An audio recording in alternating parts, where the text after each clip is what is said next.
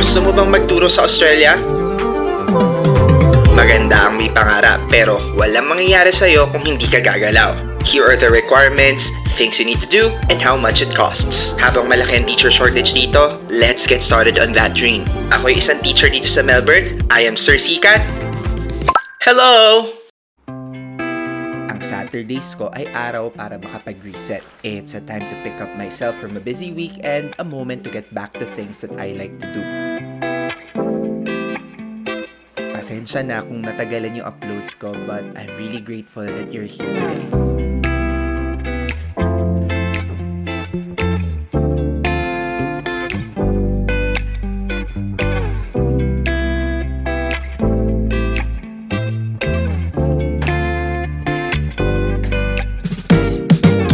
Bukod sa labada, binabalik ko sa tamang ayos ang buong bahay ko. And after 2 months, I feel more settled in this house.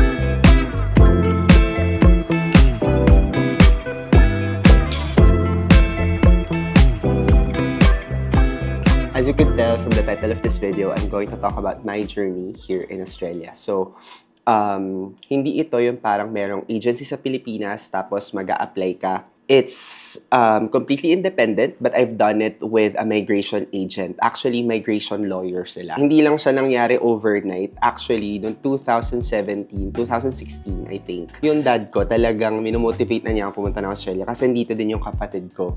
So, finand niya yung bakasyon ko dito kasama yung nanay ko para lang ma-imagine ko yung buhay dito kasi nung estudyante ako, parang hindi ko makita yung sarili ko na magtuturo or magkatrabaho sa abroad. I've always seen myself teaching in the Philippines.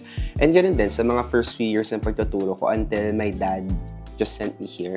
And I was able to see na, pwede pala yung buhay dito. Like, mukha siyang kaaya-aya, parang ang gaan-gaan ng buhay ng mga tao. So from 2016, na-convince lang ako na pumunta ng Australia ng 2020. Nag-start ako mag-review for my IELTS and slowly, nag-start din na mag-stop at mag-cease ng operations yung mga review centers. Bakit? Kasi nagkaroon ng COVID. And then I shifted my gears. I thought of maybe going to Japan through JET program or maybe sa TFETP sa Taiwan. And dun sa mga subscribers ng channel na to, alam niyo natuloy ako sa Taiwan. And I really enjoyed my 3 years in Taiwan. It's probably the loveliest part of my teaching journey aside from teaching in UST. Yeah, maganda yung experience ko na yon kasi natuwa ako sa mga estudyante, nagkaroon ako ng multicultural experience sa mga katrabaho ko, madami ako nakilalang iba't ibang klase ng Pilipino, iba't ibang klase ng Taiwanese, at iba't ibang klase ng mga other nationalities. And bukod dun, nagkaroon ako ng money to be able to finance my journey to Australia.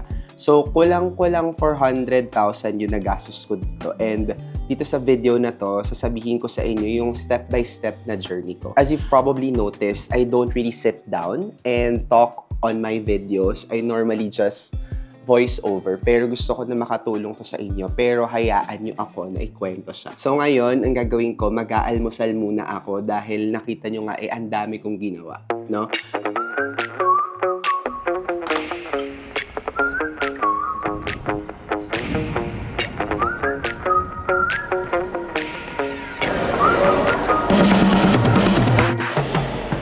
Bago kayo magpatuloy dun sa plano ninyo, magandang tanongin nyo yung sarili ninyo kung gaano nyo baka gusto na pumunta ng Australia. At the moment, naghihingalo ang educational system sa madaming parts ng bansa.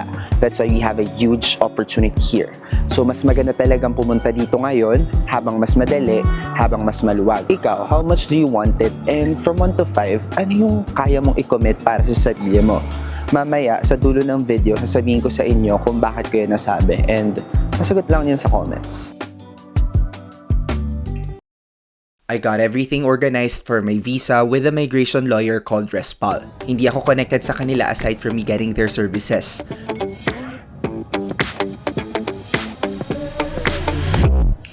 the time na nag-consult ako sa kanila, wala pa sa loob ko na posible talagang mag-migrate ang teachers noon. Like they told me it's possible pero hindi ako naniniwala. Paano ba naman noong 2020? Wala naman kasing masyadong vlogs like this on YouTube or even sa TikTok. Mas common na nakikita natin ay yung mga Filipinos na gustong pumunta sa Australia using the student visa pathway. Fair enough, pero ako I went for PR agad kasi number 1, hindi ko kailangan magbayad ng malaking tuition. Pangalawa, pwede ako magtrabaho full-time. Pangatlo, may public healthcare ako. And finally, after 4 years, eligible na ako for citizenship. Kaya if you're qualified, mas solid talaga ang PR pathway.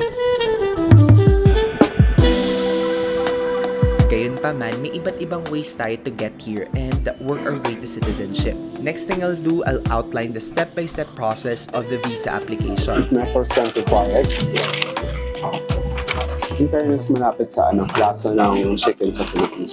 Feeling ko di ko maubos. So going back to my story, kailangan ko na ipa-assess yung qualifications ko sa AITSL. If you want to understand kung ano ginagawa ng office na to, it's basically like PRC and tinitingnan nila kung swak ba sa educational landscape ng Australia yung natapos mong pag-aaral sa pagtuturo. And basically, kung wala kang AITSL assessment, wala kang PR invite, at hindi ka pwede magturo dito. So lahat magsisimula sa AITSL. Paano ka ba makakapagpa-assess sa AITSL? Number 1 is sa education. Sa education mo, kailangan meron kang 4-year teaching degree. Tapos sa 4-year teaching degree mo na yun, kailangan meron kang 45 hours of supervised teaching experience. Ito yung tinatawag natin sa Philippines na practicum. So, halimbawa ako, more than 45 hours nga yung practicum ko. Kasi yun na naman yung required dito. Kung wala kang ganyan, wala kang placement sa ibang schools para mag-practice magturo habang nasa college ka, hindi ka pwede mag-apply. Yung second naman na requirement is yung IELTS mo. So, IELTS is the English Proficiency Exam. Sa English Proficiency Exam, ang hinahanap nila is 7788. 7.0 yung score para sa reading and writing and 8 para sa listening and speaking. Medyo mahirap to kasi yung sinasabi nating 8 na yan, parang dapat native-like speaker ka na. So, dito madaming nahihirapan mga Pilipino. Ako, 2 beses ako nag-take. Lalo pa yung una kong test, nag-expire siya dahil naabutan ng pandemya. Ang huli kong check sa IELTS, it's 460 AUD. Siyempre, kailangan natin yung ibang mga requirements ninyo at kailangan nyo ng pambayad sa AITSL assessment. Yung AITSL assessment fee is 1,154 AUD. Ito yung conversion. So, totoo lang di ako makakain. Pero, napansin nyo, sobrang busy dito. Nakakaya yung ginagawa ko. So, ngayon, pagkapasok mo niyan, mag-aantay ka. Pagka-positive yung response nila sa skills assessment mo, you can now express your interest. Ano ba yung EOI or expression of interest?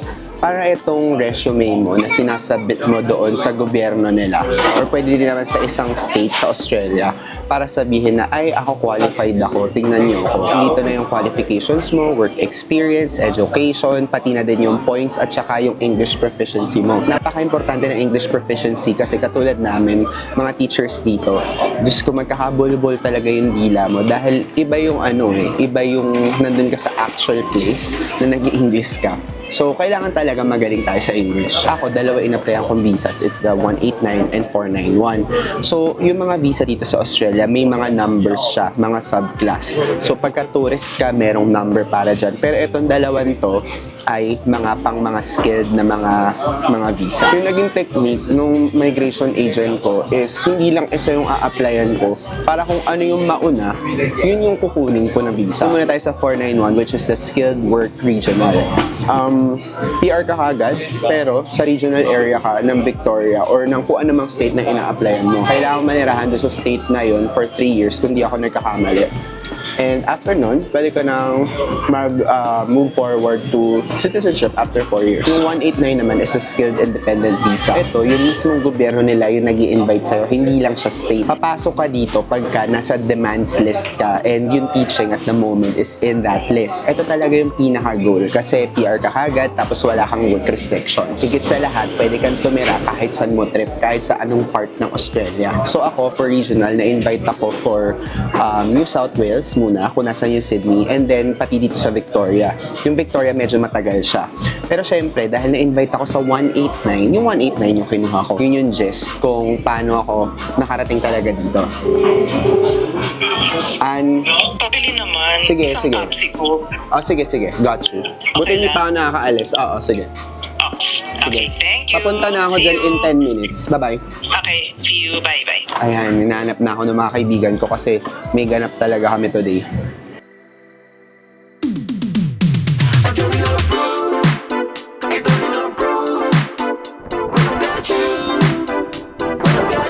I've never introduced my friends properly.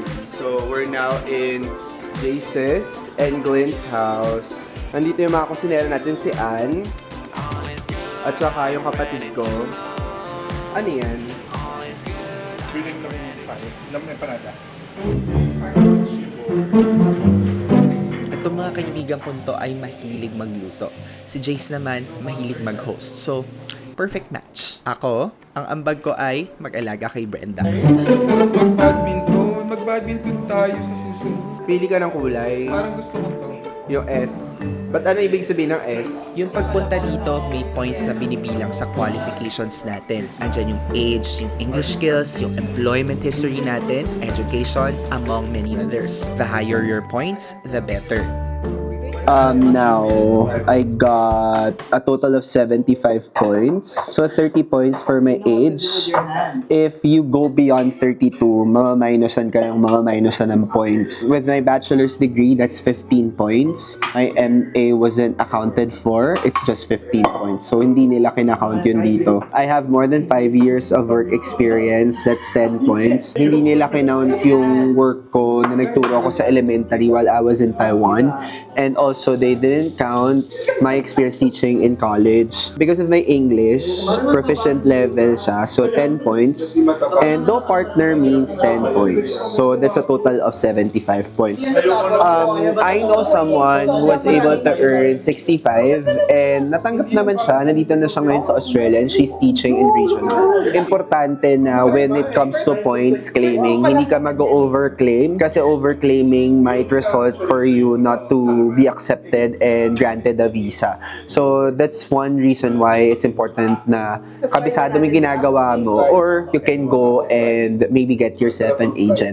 My visa application process was a breeze because someone was doing it for me. And I think a reason that convinced me to go for an agent is the fact that I was already living in Taiwan. So, for instance, yung NBI ko, when I had to request for it, I didn't have to do it myself. So, my agent did it for me. We're all migrants here, except for Glenn.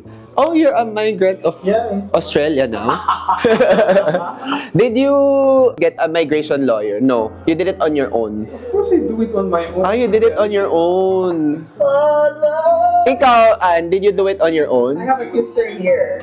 So, So it's a skilled visa but Spunky. Spunky. Napaisip siya kasi kapatid niya. Saan mapupunta yung video na yan?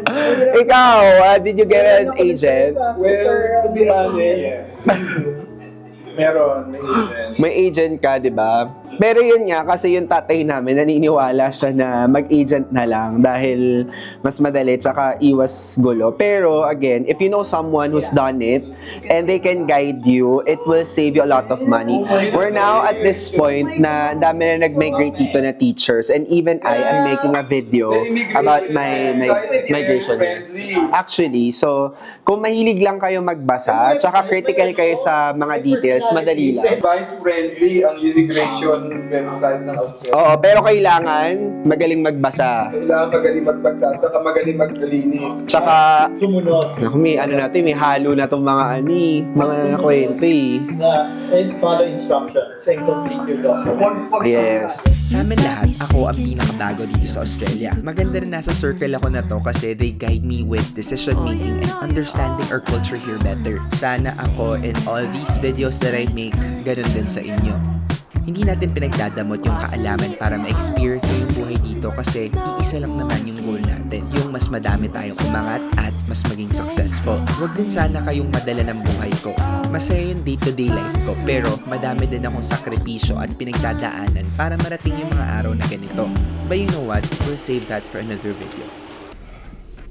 So susundin ko yung kapatid ko because we're doing some grocery shopping and we're having lunch with our friends. So we're going to buy mga gulay tsaka baboy for sinigang. Tapos after nun, mag-workout ako and then yung mismo lunch na.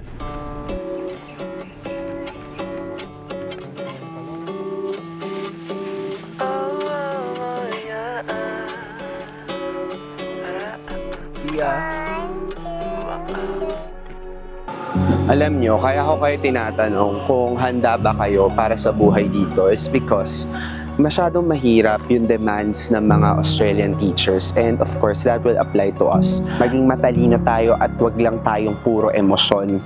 So if you really want it bad, dapat hindi lang tayo ready in terms of visa application, hindi lang dun sa mga documents na kailangan nating pagsamasamahin ng napakatagal na panahon, hindi lang sa pera, kung hindi dapat buong-buo yung loob natin at kaya natin makipagsabayan sa mga hamon ng buhay dito sa Australia. May questions ka ba at curious ka ba kung qualified ka?